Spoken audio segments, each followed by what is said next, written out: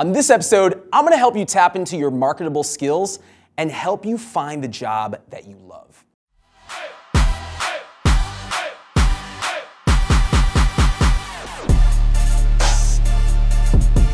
Hey, what's going on, everyone? Carlos here. Welcome to another episode of Real Talk, my all-new series in which I interview interesting guests in the world of business and answer your social media questions. I'm coming at you once again from the NASDAQ Entrepreneurial Center here in San Francisco.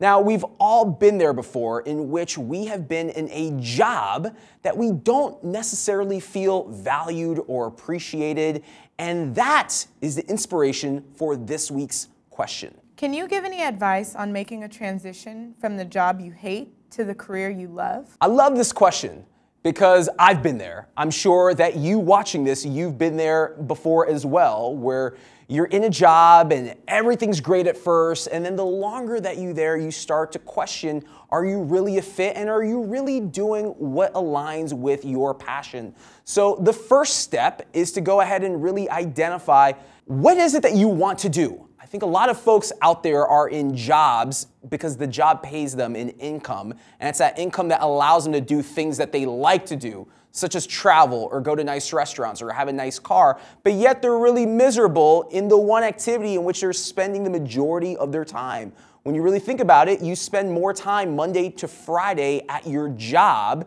than you do doing the things that you really enjoy. So the first thing is analyze and assess, are you doing really what you're passionate about and what's going to get to you to achieve your long-term goals, or are you just doing something that's holding you up? And if you are doing something that's just holding you up because of income, is that job giving you any skills or training or coaching or mentorship that's going to help you get to that next level? It sounds from the question that you're in a job that you hate. You hate potentially the culture, you hate the people, you hate what you've been assigned to do, and you just might not necessarily feel like you belong in that organization or that company. If that's the case, that's okay. So what you should do next, once you've identified that that's not the place for you, is start doing an assessment of what are your marketable skills. We all have marketable skills. Some of us are better at writing, others are better at communication, others are better at more technical skills. So what are your marketable skills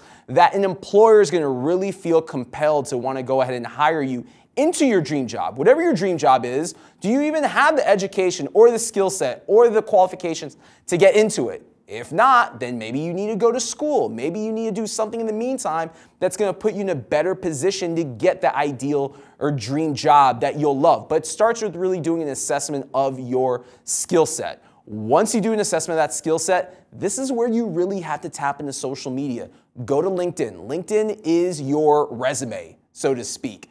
Today, employers aren't sifting through CareerBuilder or Monster.com and looking through resumes. Instead, what they're doing is they're going to LinkedIn. They're running searches based on keywords in your profile, based on your skill set. So this is why, again, your marketable skills are so important. I'm going to give you an example. If you are great with copywriting or SEO, whatever your skills are, maybe do an assessment and type and write down 10 to 12 skills. Make sure that those skills are somewhere in your LinkedIn profile, more specifically in the body of your profile, as well as the short form description. Because once again, what happens when a recruiter is looking for talent that has your skill set is they're running searches on LinkedIn, they're typing in these keywords, and they're typing in a location. So you really want for your LinkedIn profile to be on the first or second pages of results that come up on their website. So LinkedIn's extremely important that you spend time here and you really optimize your LinkedIn profile, no different than you would take time to make sure that your resume stands out from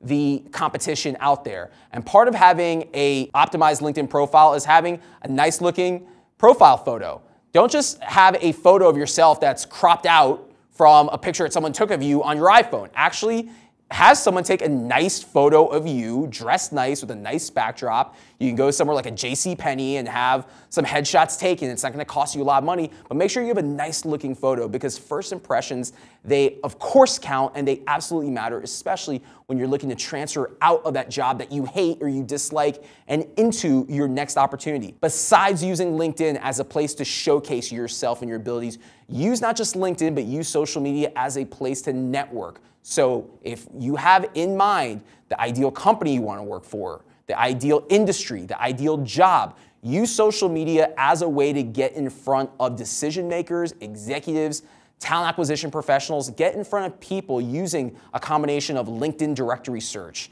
LinkedIn groups, Twitter, even Instagram. Get on the radar of the individuals that make decisions at the company that you want to work for or are thought leaders or players within the industry and start networking with them. If you do all of these things over a period of time, I can tell you it's not going to happen overnight, but if you do this over a period of time, what's going to happen is you're going to start taking all of that negative energy that's harbored within you because you're in this job or at this company that you dislike, and instead you're going to say, this is a very short-term fix and solution for me right now, and I'm doing all this other activity once 5 and 6 o'clock rolls around. I'm doing all this activity online that's putting me in a much better position to go ahead and ultimately achieve and be in the job that's meant for me. Thank you so much for watching another episode of Real Talk. If you liked this episode, be sure to give it a thumbs up. Subscribe to my channel if you're watching here on YouTube. And as always, just want to say thank you to INC International Concepts, available exclusively at Macy's, for sponsoring the style that you see here on Real Talk. As always, thank you to the NASDAQ Entrepreneurial Center. Be sure to follow them at The Center on Twitter and Instagram. And I will see you next time. Peace.